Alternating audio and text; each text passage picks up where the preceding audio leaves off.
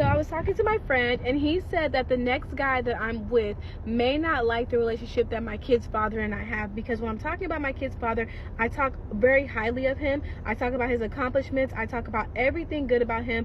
A lot of what I say is him and I, because a lot of things that we have invested in and done together is in benefits for our children that we share collectively. So when I was talking to him, he's like, you use a lot of, like, why don't you just be with him? I'm like, well, just because we aren't together doesn't mean we can't build gestational wealth for our kids, like acquiring properties together, life insurance policies together. So and then when my kid's dad says something, that's law. Like, there's nothing that goes above what my kid's dad says, because at the end of the day, those are his kids. Anything he says is what, even with my kids, they be like, Mom, you always listen to him. Well, you know what I mean? He leads with logic, I lead with emotion, and that's just the way it is.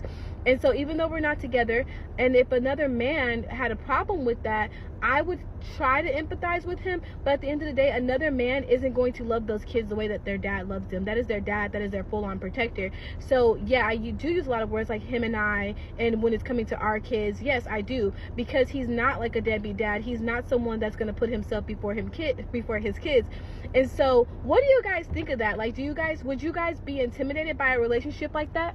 Any man that signs up for this dynamic would be signing up for mental and emotional abuse, because for her to tell her life partner, her forever person, that, hey, somebody else's word in the house that you pay for is law over your word, is just a constant disrespect at the highest level that I could even comprehend. But it also speaks to why men are being more vocal about not wanting to date single mothers. It's for this very dynamic, the dynamic that men describe as being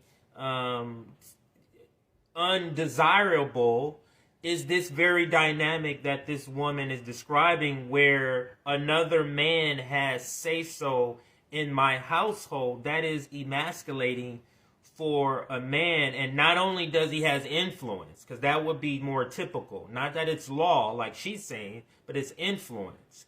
She's saying it's law, and they're apparently going into more contracts, business, whether it's business contracts or whether it's life insurance, they're going into more sort of paperwork together. And it does beg the question of, why wouldn't you just get back together? You're together already. You're doing the things, minus the romance. I mean, you're not admitting to any romance, but minus the romance, you're doing all of the non